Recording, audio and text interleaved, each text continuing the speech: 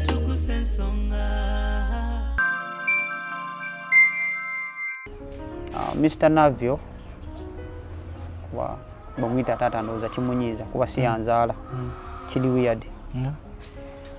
Nsaba netonda erigwe ere yakugamba nti nakubba eri omuntu yenna nsaba onsonyiwe kuba nekakasa wandi batoyinza kuddamu kumpandiika nenkola naawe ne at least omuntu wange bumpe than okera kumacha ate nga already nina threats ezimaliza abamanirenda bagenda kunkwata ebyaddala nina amabanja gesubirangako nago mu bulamu nti guno gwe gusoose ate ng'engeri yokka eyogatereeza nina gasasula so ampa obuntu bwange akasente akalimu katono kuye kunze kena kyekayinza okuntaasa. Oli mu byabulamu olina byagala okumanya kubikwatagana mu byobulamu amanya agageze MC Karo nkukowoola gwe wenna gy'oli nga nkutegeeza nti aba New Afro Canadian Inc. Valence omusomo ogusookedde ddala guno bakutumye the first international empowerment conference on healthcare and medical sector. Guno n'omusomo gugenda kubeera wano mu Canada, Toronto, Ontario wali ku 237 Sackville Street mwe namba kowoola nga mbategeeza mweba international exhibitors mugenda kusasula $500 eza US ate mweba international delegates mugenda kusasula $350 eza US. Wonna gy'osinzidde oli mu Africa, oli Asia, mwabali mu Europe, abali mu North America, kano ke kaseera kammwe mujje mwewandiise kubanga omusomo guno gugenda kubeerayo mu June ennaku z'omwezi nga 28 okutuuka nga 3 omwaka ogujja ogwa 2024. Yonna gy'osinzidde okubeera jangu kubanga ke kaseerako guno omusomo gugenda kubeera gw'akabinyo ate nga gw'amaanyi mujje mwewandiise mulinda ki?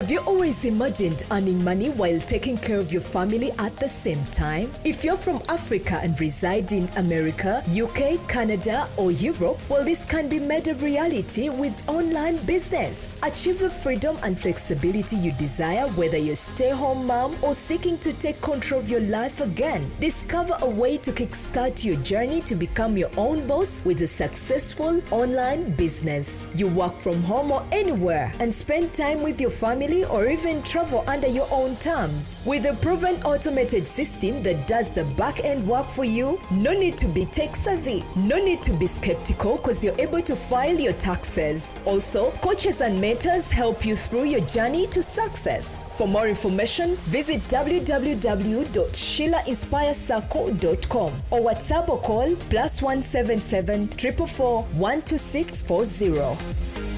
SB4 Media. Tuggussa Enssonga. Then mukyala we yasitula eddoboozi n'ambuuza mukumbuuza saddamu nasirikawo ng'alaga is accusing me of something.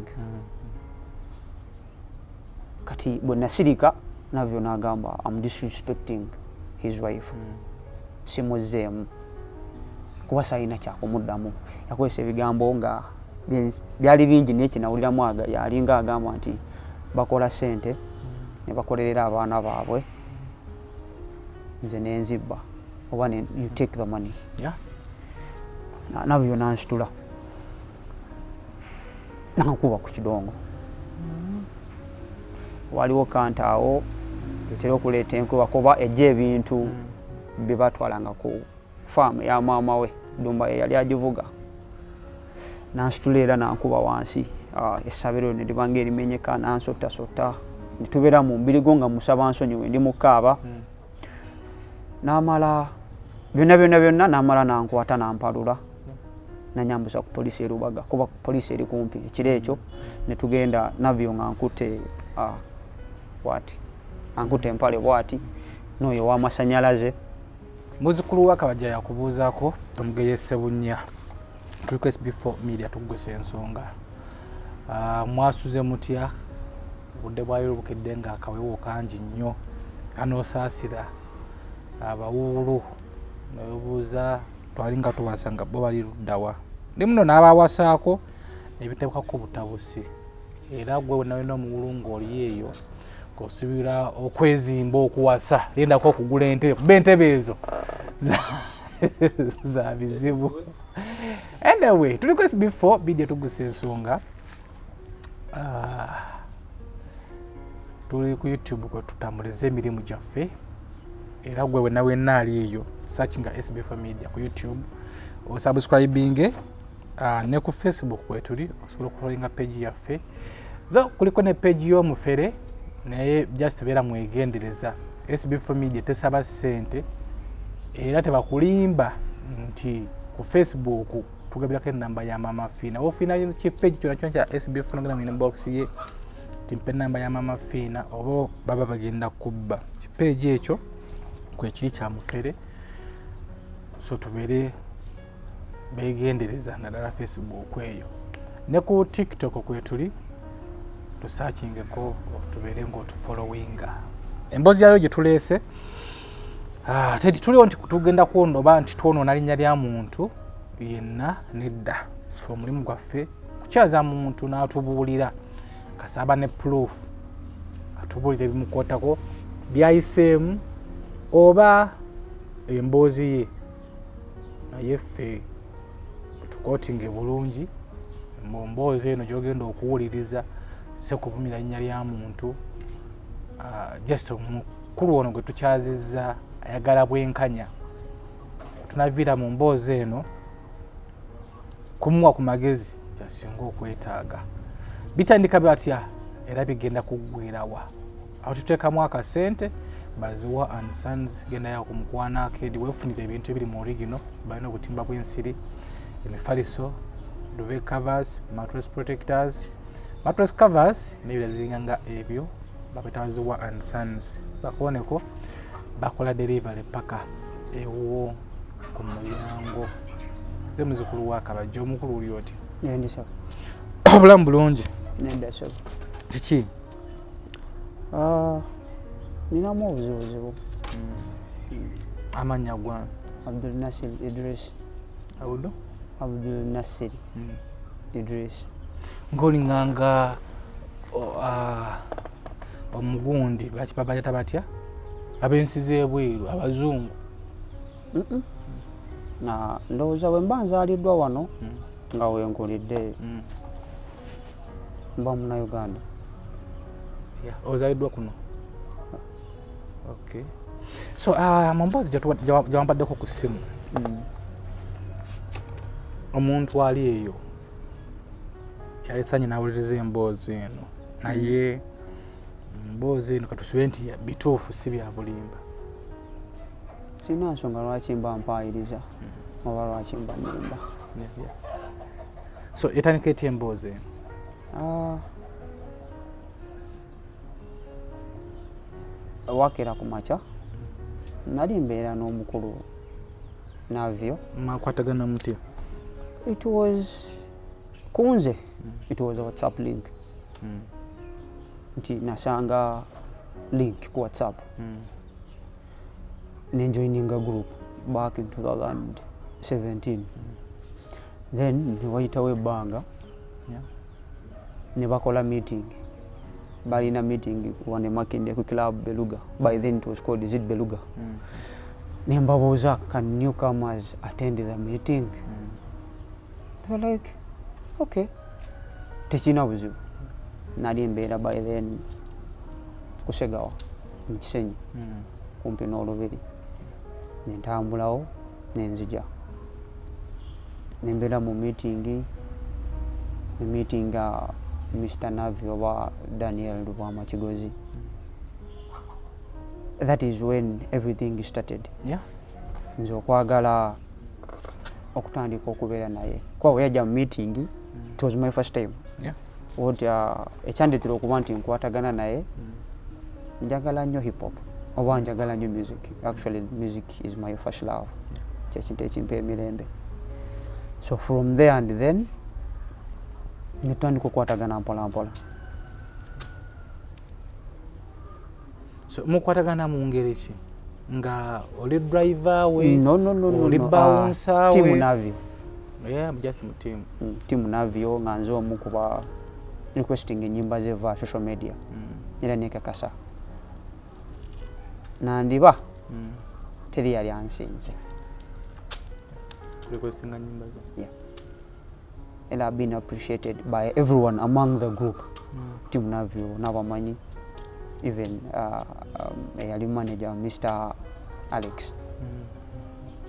So bitabuka bitya bitabuka biri abirimu gumu omwezi ogw'ekkumi era najanga wayina bugigi wayina wayagala okuntuma if you need something kati yali ali mu kuzimba nyumba eruwaga kumpi ne Jacaranda nampita. It happened in a way that I don't know. Kuba sinti yampita nangamba ogenda kukola kino no natuukawo nyumba nenjiraba sigenda kulima ati nibetwogera mbijjukira naye nagenda okuddamu okutegeeranga ndi mundeeba kuba nasanga olwedde ennyumba bagiyiye eri ku ttaka nga bagiyiye kuba waliwo ennyumba mama we yali abeera oba we wali ewaka wa maama we kati ngenda okujja ngolwedde ennyumba eri down era waliwo n'abaali bali mu kuzimba olwedde nga bazze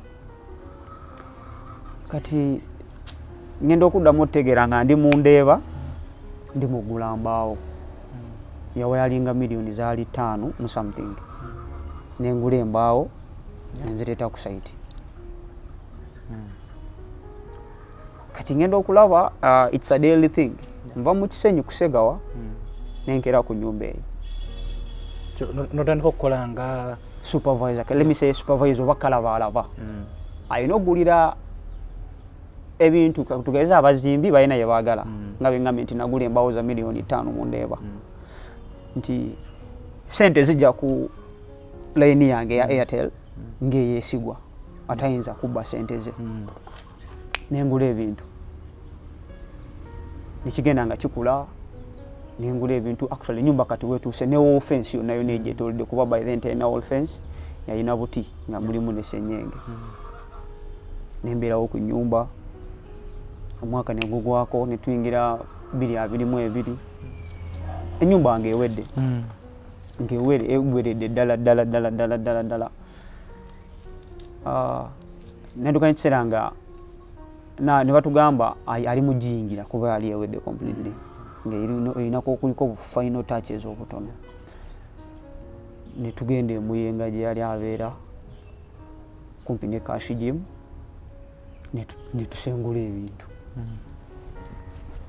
ne tubireeta ne bibeera ewaka nayingira ennyumba nange nembeerawo naye obeera nga woosula I could be there kuba nayogeranga naye twalina connection kunze connection yali nene he could say what's yours is mine kuba namusabako waliwo ebima bya gym ebyaliwo namunako lumu namugamba mzee time yali ekyuse at first namuyitanga mukulu wange tandikanga friendship time netukanga ndaba connection gye tuyina nga muyita taata openly dad mungamba dad can you please give me these gymming materials nzitwale wange nzikoze sinangamba no setaga bikuwa what's mine is yours it be their home I'm going to build a gym after this all ojja kujanga you use the gym era banaliwo ng'ennyumba ewedde ezo materials aliwo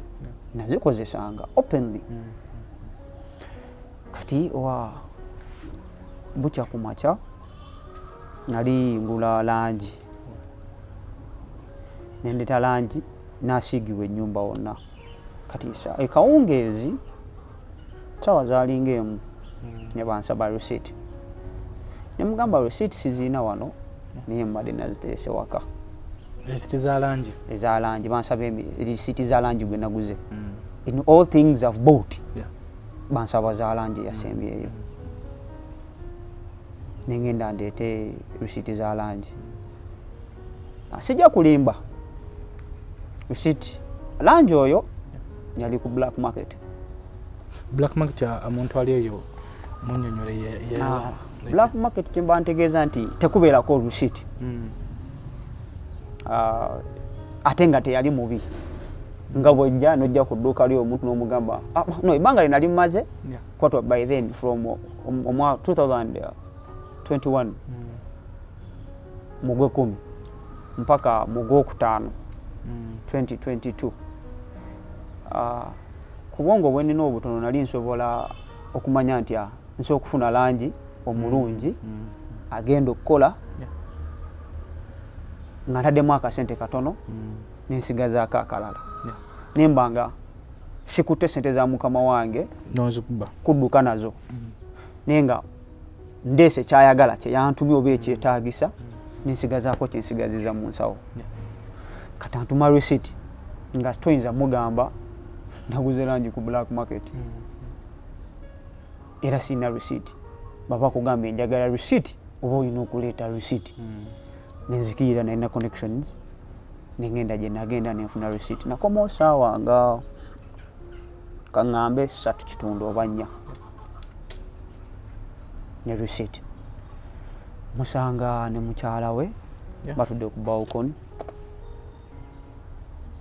ntuuka ne wayita n'ow'amasannyalaze gwe nali nkozesa sigenda gamba mbu yali amukozesa yali amusasula naye nze yawanga sente nze nemuwa era nze yamuwandiika kuba yali agobeddwa ne mugamba kana kavubuka kasobola okukola by then kali kafuuse kakyali kange nga nako weekali kati bansaba receipt kumbe already balina kye balina mu mutwe kyesisuubira kyesiinaako idea kyesimanyiiko mutwe receipt zino wazijja eri gye wagula langi oba wazifuna wala gwe nagulako langi tayinza kumpa receipt actually it was even late kuba zali ziweze essaawa emu langi waisewo n'ennaku 2 bamaze n'omusiiga akazi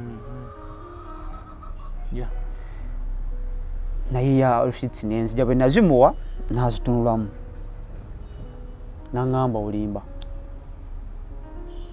ensirika naŋŋamba receipts zino simanyi ngeri gye yakebera ennamba naŋŋamba receipts zino namba 22 eno 21 receipts omuguzi mu nnaku ez'enjawulo how comes n'asituka ne mukyala we ne tugenda mu galagi ne baŋŋamba tulage emikebe gya langi gye waleeteddemu ono langi eyenkana bw'ati ne bakuŋŋaanyaawo oyo ne basikaali b'ewaka ne bajja nasanga babikuŋŋaanyiza dda actually mu galagi ne baŋŋamba tandika otulaga ti ono langi eyenkana bw'ati wagundi bw'ati waliwo n'emikebe ate emikadde this time twali tusiiga ku kisenge ky'abaana ku madirisa tukola final touches nenga ezimu bucket abazimbi bazitwala nga ziweddemu langi tugeze gwe twasiiga ku offense kati nga bwambuuza muddamu then mukyala we yasitula eddoboozi n'ambuuza mukumbuuza saddamu nasirikawo ng'alaga is accusing me of something kati bwe nasirika Navio n'agamba I'm disrespecting his wife simuzzeemu kuba sayina kyakumuddamu yakozesa ebigambo nga byali bingi naye kinawuliramu yalinga agamba nti bakola ssente ne bakolerera abaana baabwe nze nenzibba oba you take the money Navio nansitula nankuba ku kidongo waliwo kantaawo etera okuleeta enkuba kuba ejja ebintu bye batwalanga ku faamu ya maama we ddumba ye yali agivuga nansitula era nankuba wansi essabiro ne libanga erimenyeka nansotasota ne tubeera mu mbirigo nga musaba nsonyi we ndi mukaaba n'amala byonna n'amala nankwata nampalula nanyambuza ku poliisi erubaga kuba poliisi eri kumpi ekiro ekyo ne tugenda Navio nga nkute bwati ankute empale bwati n'oyo w'amasannyalaze ne asikaali misaki ne tukakukomera twasangayo DPC actually ku police baali bamanyi batya nti nakozesa abantu abasuka mwana kwe nyumba so mulimu ababbi teri I can say teri nyumba jogenda kuzimbe bwenga tebakubbye era natekangayo cases ku nyumba eyo natekangayo cases ezenjawulo era ngendo tuukayo abakumanyi nga bamanyi nasangayo media yali tracker wange era twatrackingako guy up to northern twamalayo ennaku zaalinga 3 ku 4 nga ndi n'afande nasuuna eventually twamukwata ne tumuteeka mu kkomera ne mashini twagifuna gye yalabye kuba yali abbye mashini esala enkokoto grinder katatuuka ku poliisi bamubuuza kiki abagamba ono mubbi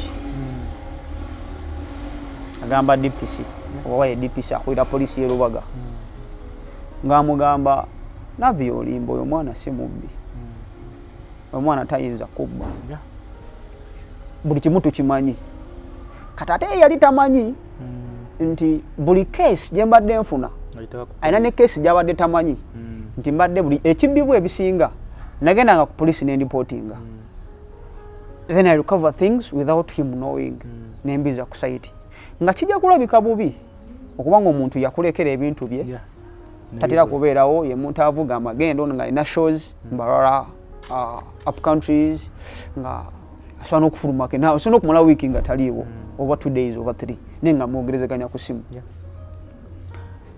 bwe bamugamba ekyo kati agenda okukizuula nti ate waliwo ne cases zatamanyi ezikwata ku nyumba ye zembadde mmaliriza naddamu nanyiga bunyizi nambuuza lwaki saamugamba nemwatulira nemugamba mwandekera nyumba gikuuma ebeere ng'eri seefu obuntu obutono bwensobola okwemalira ng'omuntu mbadde mbumalanga kuba toyinza kulekera muntu mulokayo ng'eno n'ogenda gy'ogenze n'okomawo nga omupiira negwa mitwalo 3 ng'azirina nga gwayabika oba alina gwe yayazi ku mupiira ogwo ne gwabika nga teyaguzaako ate ng'okimanya asobola so I couldn't wait nga n'ebitalina makulu simanyi tebalina mmere simanyi ono alwadde ayagala gendako waka ayagala sindikako sente waabwe ansa kugambye mpayo emitwalo 5 nga toyinza kusooka tekubira mugagga ajja kubuuza tetumusasula kuba nabimugambako nagamba tebasasulwa ntibasasulwa tebamalaako mirembe bakole ogwabwe ebya famire zaabwe tezinkwatako kati nensigala mu kkomera bakoseba kwolwo that very night zaali nakomawo saawa nga 3 nenkubibwa ku saawa nga 5 nya kitundu nali mu kkomera n'abagamba banzigalire embeera mu kkomera enkeera ndowooza teyajja olunaku olwaddako ku makya najja netutuula onakola ekiro yagamba bamugambye nabadde mubba ng'olwo nemugamba gwe simanyi gwataayatula ng'olwo mubba ki yagamba sente ye yagamba sente nali mubba sente mbeera mukomera nsulamu njogerako n'afande nasuuna teyajja enkeera najja bwe yajja netutuula twatuula nze Navio ne bule ebawunsaawe Abubeka sometimes ne kabe naye yajjako najja ne bule yekka kabe yali driver by then simanyi oba akyali driver kuba ndudde okuwuliza ebyeyo kati aŋŋamba njagala sente mugamba sirina sente sirina yadde olw'ataano ne bonkebera ne bonzija wano we tuli ne tugenda ewange nenkugulira ennyumba n'ogikuba saaki temulimu yadde olwaga yadde olw'ataano ne mugamba na bank account sirina kuba by then nali sina national ID njifunye ndi ku site ye era bwe nagifuna namulaga nti nfunye national ID kuba nali mutwalanga taata nga mwagala n'obulamu bwange bwonna kuba abazadde abange abalamu abatasobola kola kintu kyonna ye yakola buli kimu nangezaako ompa obulamu bwe nali sisuubira mala omugamba nti baŋŋamba wano no togenda kuvaawo okujjako ng'olyesa ssente ngolo oli mukomera ndi mukomera munda sometimes nga Buule ne Kabebe bajja ne bampa information y'ekigenda mu maaso other times Navio najja neyalwangawo okujja then waliwo gayi bamuyita Shafik mugagga whatever yajjako kukomera. He threatened me. Was like nakugamba katika kujeredde ogenda ku black site tugenda kunyiga. So ye yagamba ki? Ani Shafik ye yangamba nti nabadde nziba era nangamba agenda kubira bafandebe banzijewawo bantwale somewhere banchunye bwekiba sekyo ndeete ssente nenzera mugamba bannaye bekuba kuliwa sina kye nnina niba muwanga mwagala bye nnina mpozi ngenda bawo ebyomunju kuba sirina kye nnina n'akaduuka ke nnina ku capital center akamu.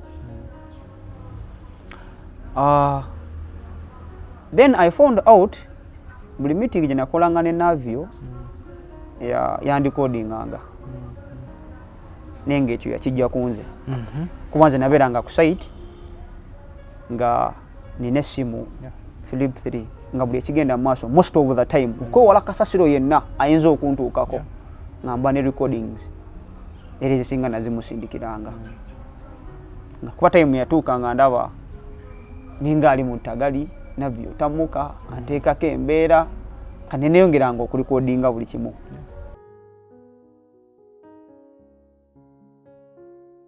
Buli mulembe gukyuka n'enzimba nayo ekyuka. Kato Akura Construction Services Limited twakuguka nnyo mu kuzimba kwa buli kika okutuukagana n'omulembe. Tuzimba biodigester septic tank tezijjula ate ng'okuzimbibwa etwala ekifo kitono ddala ab'amaka, amasomero, amasinzizo, hotels n'ebifo ebirala. Mwetaaga kabuyonjo ekika kino mutambule n'omulembe. Tukola general construction okuba plan eza buli kika, okukola finishing, electrical installation, plumbing, okusiba tiles ne painting kw'ossa n'okusima enzizi eza buli kika. Tusangibwa Natete ku Prime Village Mall level 2 room D7 esimu noti 757 noti 54 noti noti oba noti 772 noti 9 2 Kato Akura Construction Services Limited, Zimba, Uganda.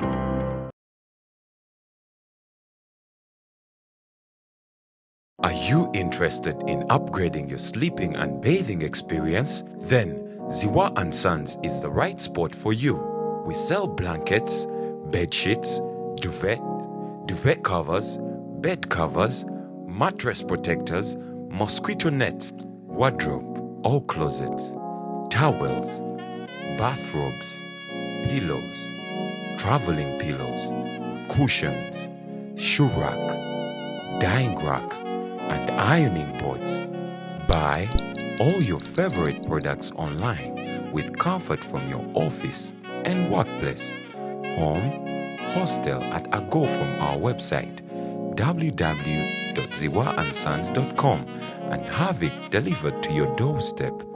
Call us on 0705 364 749. Ziwa & Sons, where comfort and luxury is a pleasure.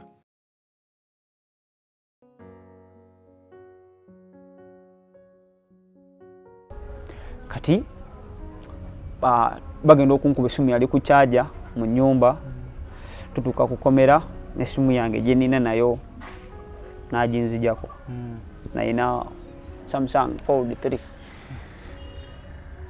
kati nga ndi mukomera sina gwe nnyinza kubira, sina gwe nnyinza kwogera naye, sina namba ya simu ya muntu yenna gwe nnyinza kubira ewaka. Nze ndi omu bwana munigina yadde nina family yange lemise ebeera busy, saagala kwogera bigambo binene bitalina makulu.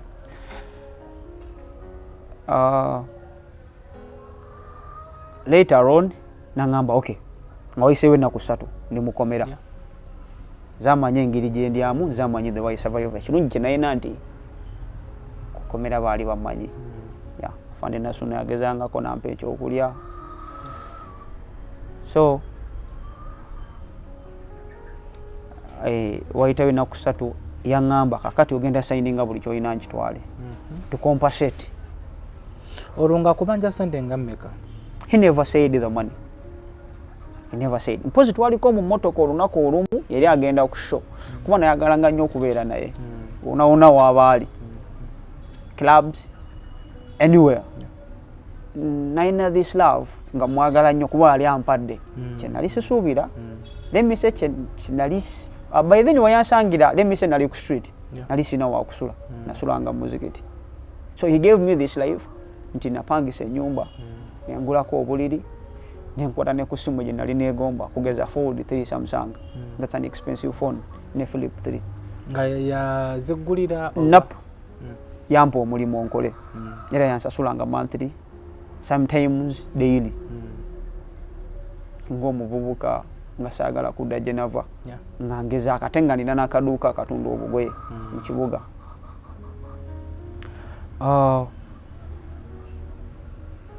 ne mugamba bwe kiba nga kyekyetaagisa nfulume mu kkomera muno omutali gwe nyinza kkubira mutafuna kyakulya siina wakusula nsula ku seminti biruma oba bibi it's okay ngenda kuwa byonna byonna bye nnina after all singa sigwe singa sibiina kuba gwe wampa omulimo nenkola buli kimu nga wampa peni n'olupapula atandika okuŋŋamba sayininga essimu ze nina nti sizizo nenkutiza kati afanda ŋŋamba don't sign anything ne mugamba do I have any other choice mbadde wano ennaku 3 mwete mwina kye mwaŋŋambye omukisa gwokka gwe nina zino essaawa kuwaayo bya munju sigaze obulamu oba nziremu ngezeeko nfune ebirala ne mugamba kasite ebintu bakola bikole maybe I'll get other things nja bikola nensayininga Fold 3 Flip 3 nensayininga omufaliso gwensulako nensayininga entebe ezange eziri mu nnyumba nensayininga TV yali mu kisenge nensayininga eyali mu ddiiro nensayininga ne firiji tekwaliko laptop nalina ka HP akataaki akawula keyboard ko nalina akagula mu sente zange kuba saazimusaba yakalaba bulabi bwe twali mu Arua namulaga nti nkayina nga saagala nnyajjeyo maaka ye kuba maaka ye eriko ebintu bingi ate alaga kyabugagga kati nga nagula ka machine in case tuli ku show ampe flash ze nze yabiranga ne flash ze era that bwe twali mu Arua netali kwa boys nze yagabanga music kuba DJ zagwa wagendo performing nga selecting ennyimba ze nembera nazo ka laptop kati ko kali kangu nti osoka jja ko keyboard no gireka wogirese no koyesa touch no marking mu nyimba no zikanyuka ku flash atawanya ate bajeyo maka ate bajizingulude ataje mu password nga kano purposely ka kwangu ya bintu nituvaayo malo kusayininga buli kimu enyingire motoka ye nituva ku police erubaga yakujjirayo twali mu moroka fenna ye yavuga yalinze nga ntudde mabega nga mu moroka mwali nga mulimu Bule ne Kabe yali driver nitugende ewowe twa stoppinga nangamba tugende ewowe zijewe nalindeseeyo nitukirire ewowe twaliyo kabaga nali ngenda mu gym ne bakampa mwalimu obugatto bwange n'obugoye ne babimpa nampa essimu zange nangamba nzije mu layini zange layini nenzijjamu nga ndi mu moroka essimu nazitwala kati jjukira maze okusayininga ebintu ebiri mu nju tuba tukkirira bagenda obbikima yagamba nange kanzije ngendereko nitugenda ewaka emisana tuko era bamulaba ensi yonna yamulaba nituyingira mu nyumba nenzigulawo nangamba show me where the money is nemugamba siina sente osobola okukebera wonna w'oyagala nemugamba nene wenzitereka bwe mba nzirina tugeze ezo ze mbadde nzimbisa nensika seefu nemulaga mulimu akabaga akatono mwe nateekanga sente nga temuli ne bafukuza ennyumba yonna, then ne bazingako omufaliso kwensula, ne bakwata entebe ez'omuddiiro, ne bakwata firiji, ne bakwata TV. Yakubira Dash naye yali driver, n'amugamba ajje n'akamotoka akatikka ebintu, ne babitikka, nabifulumya byonna kimu ku kimu nga waali mu nnyumba, ne babiteekamu, ne babitwala. Kati nze oli besagala kuyisa kuno kumpewo, naye sina kyakola. Nagambibwa nti Navio tayinza twala bintu byo, ate ng'ekyo tewali ayinza kukiŋŋamba mazina y'emyaka 6. Nze manya njagala era obuntu obwange buliri kwensula, essimu gye nkola tebiina makulu gyali. Nangamba bimuwe akupanishingamu just 1 week. Agenda bikudiza alina gwayagala osanyusa. Who I didn't know gwe tulira. Wemba mumanyi tekyetaagisa naye mwogera. Babitwala ninda week. Yandeka siina kintu kyonna mu nnyumba, siina $5 mu nsawo. Actually we baali bankwata mu wallet mwalimu miliyoni emu. Bwe baali bansibula polisi yagimpa gye yasooka okuwamba. Kati nsigadde sirina. Nengamba kyekiddako. Nenga ndi ku kiri nti bangambye ali mu kupanishingamu katono kimanyi talina bintu bye kyagenda bitwala. Ennyumba yawedde tekuli kibulako. Ne batwali mu komera ye kennyini yagamba he doesn't give a damn. Njawulo kijje nkubye ku nnyumba. Takinaako buzibu. Why did I respect his wife? Lwaki respect ye gyagamba I disrespected. Saamuddamu. Naye nga sayina kyakuddamu mukazi. Sigenda kulimba tekyaliwo. Nange sikiraba. Kuba oli bwajjanga akakasa wabbye. Nga talina bujulizi. Talina nsonga lwaki agamba nti wabbye. Talina kyoyinza muddamu. Situation gye twaliwo ne bwabeera gwali eyo ne bwabeera gwe. Bwenzija nga accusing you of something. Ng'olina olwedde obusungu bwo, ondaga olina olwedde ekyoyina mutwe, bwe nkuddamu nkwongera busungu. Asirise n'amira buli kimu. Yasinga kyenakola. Navio bwe yambuuzanga namuddamu. Kana akamasanyalaze bwe kambuuzanga nakabuuzanga ankufaaki. N'amasanze yakubuuzanga. Ye yaliwo ng'omujulizi kuba later on baŋŋamba nti ye yali mbega. Nga mbega. Kale bigenda okutabuka baŋŋamba n'owamasanyalaze yali yayita muganda we nga yazimba pagola kuba ennyumba nnene. Babbanga ne sementi era nakigamba Navio ne boti yabakwatako. Era talina kyeyabakola. Era bo kuba time kemu ge yali akola tales mu nnyumba n'aŋŋamba amazima. But yaŋŋamba nti bano abalenzi bali jealous of your connection with Navio. They want to replace you. Bagala ekifo ky'olimu okiveemu ng'okiddemu. Era bagenda kukola kyonna ekisoboka bakulemeseewo wano. Naera ntya Allah ebintu ebyo nabigamba Navio openly kuba nali simutya. Ate nga mwagala. Nga ntya nti bwana amanya ebinkwatako nga sinza bimugambye to break his heart nja kuba mubi. Suba malo twala buli kimu nindabye ninze sibiraba. Ngezezaako okwogera naye he blue ticks me. To extent nti zino essaawa as a ng'omuvubuka tulina bamanerenda these days be baliko. Tulina our friends kuba demise naina mukasente akatonotono ng'omuvubuka. I could afford every weekend maybe cafe javas nga nsobola otuula n'endya nga sina nkubye ku mukono. Even another weekend oba nengenda for swimming at Speak Apartments oba Munyonyo. That means obusigwa abaali oba oli bubi naye gwe ng'omuvubuka oba olina ekikumala. Kati obuzibu bwe mbusanze zino essaawa bagenda kunsiba. Nga kyekikusibye? Bamanerenda bammanja. Nina amabanja mangi. Edduuka lyange baaligadde kuliko siiro.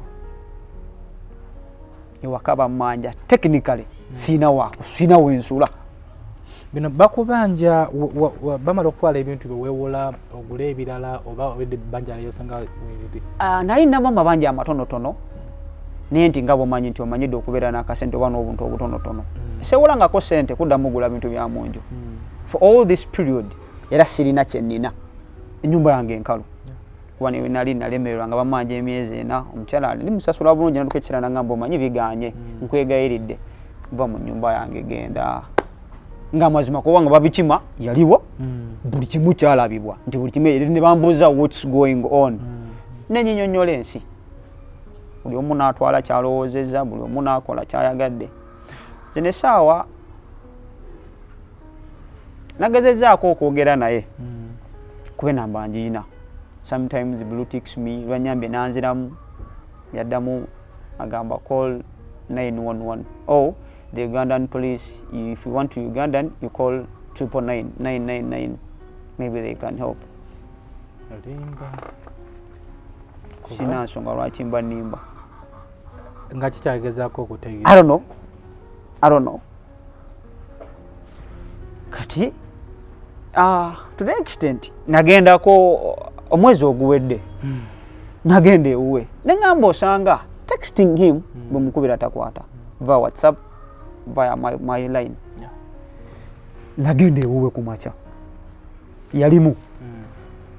Kati research bamutuma amazzi nempeerako research ogula amazzi nasanga afulumya agenze. Nibangamba ate ukanakasi kabanga kuvudo ne research niwekera research muleeta amazzi agenze naye komwe misana obeka ongezi nengena muduka nonye ekina mpisaawo lunaku ninkomo that same day bena komwe misana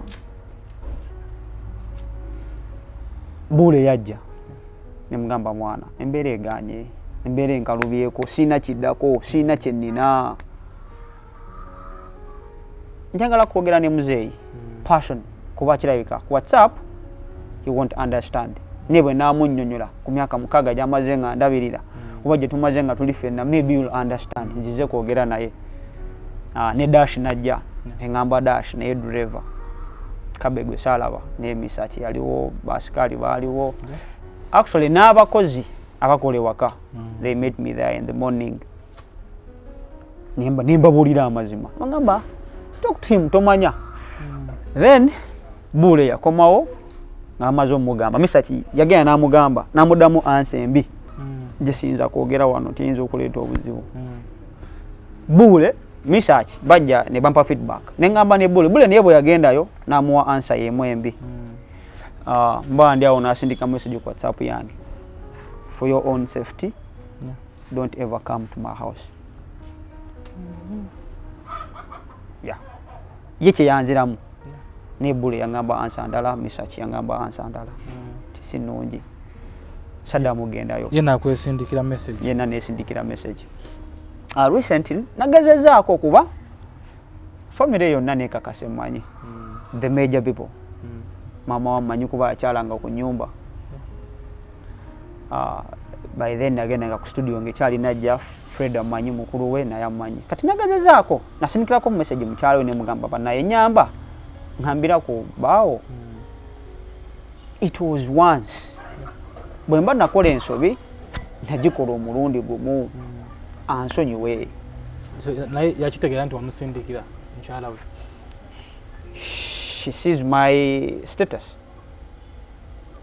she even blue ticked what I wrote yabiraba ne teyanziramu teyampa feedback ne yabiraba kati nagezezaako okwogera ne mama kuba ne namba ya mama wenjiina Dr. Magi Kigozi nakola audio actually bali binsuseeko nga nina wendi ekiro zaali sawa nga 8 nimusindikira mu audio ne mugamba Nyamba yes fine yagamba namubba nze ngamba samubba singa namubba sente ze nkutekeezize bwengezaako zigamba omuntu tayinza kikkiriza oba ze nazimbisa ennyumba eyo tayinza kikkiriza singa nali mubbi nali koze kye bayita obubbi kuba ekyokubba buli omu akimanyi tikyetaaga nti tuula bakuyigirize sinti kwata mbaddiya oba kwata mundu nali nkuteko miliyoni 2 nga nziina nensiba nazo nensula nazo nali nzigyeko sente ku Blue Wave Factory ezisukka mu miliyoni 10 nali nzigyeko sente ku Talent Africa nenzi bankinga nalibuze nezo singa nali mubbi nengenda nazo nemugamba kala list Nyamba ebintu byange byewatwala toyina kyoyinza bikozesa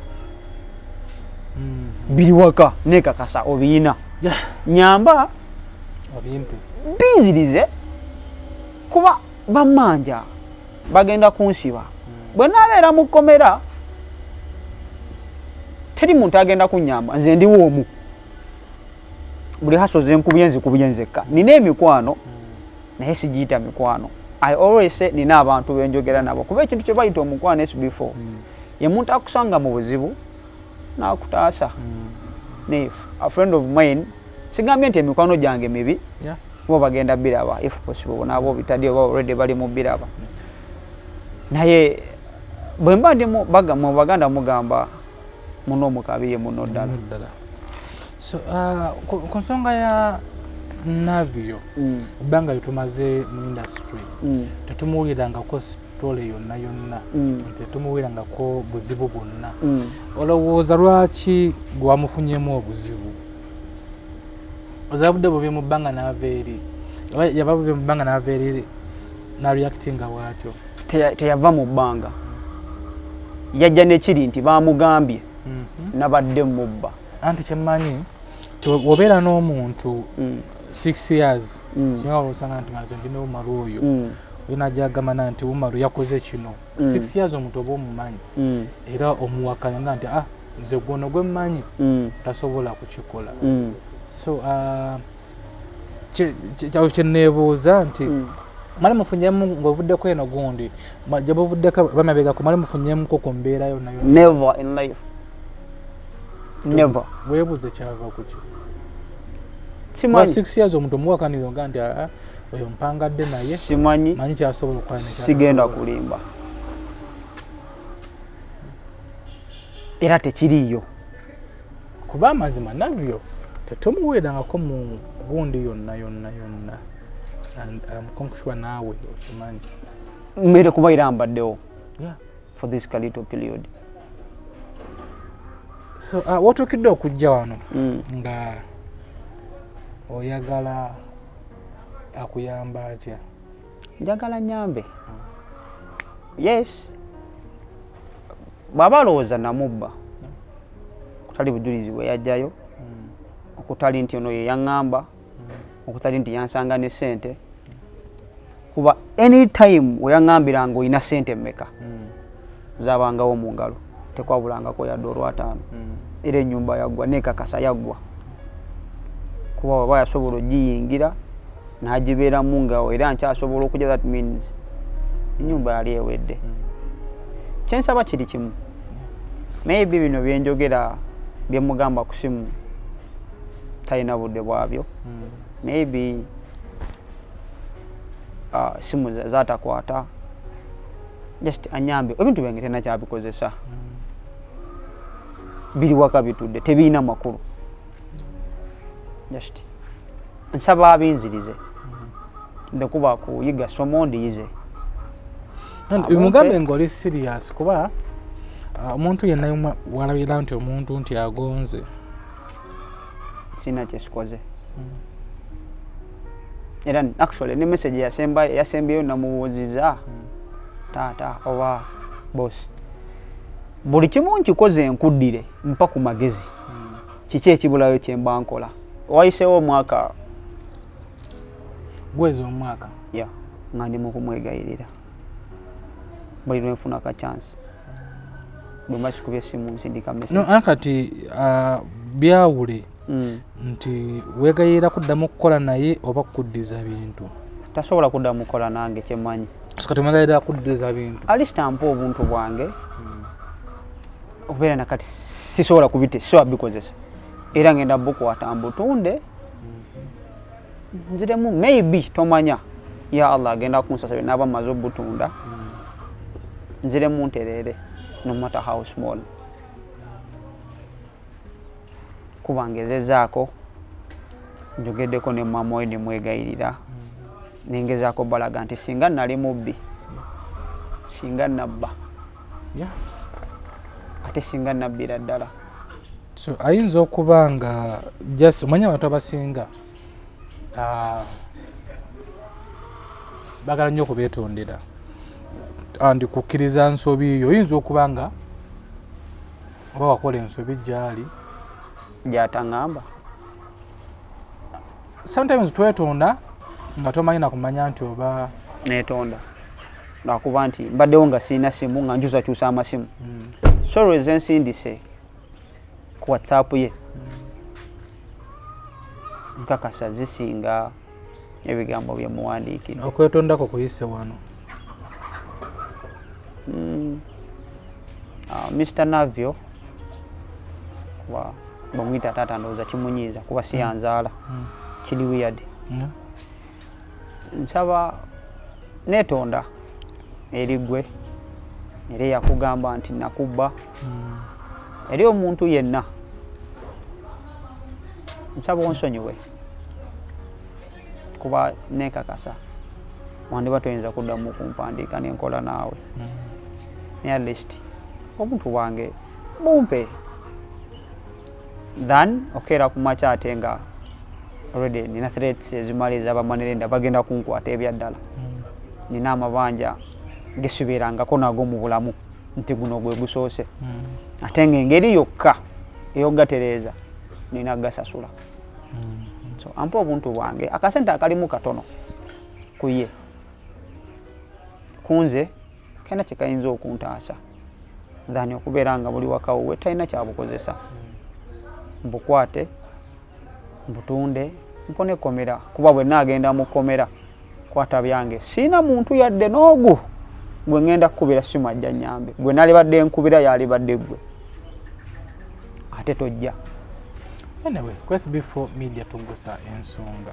Ensonga eyo ndowooza gwe wenna ogiwulidde. Tusaba era otambuza akatambi kano kati kutuukeko ku Mr. Navio. Ku mukyazi omukulu ono tunyonyoddemu ku buzibu bwe nga tumwe platform tomanya oba esobola okuleetawo ku mbeera kyuko manyi kitegeeza okuba n'omuntu nga mukwano gwo nemuwangaala emyaka okwawukana kwe bayawukanamu kiba kiruma nti kiba kizibu kyakukkiriza osobola okubeerawo ng'ogamba naye kituufu tusobola okwawukana ku bye tuyiseemu.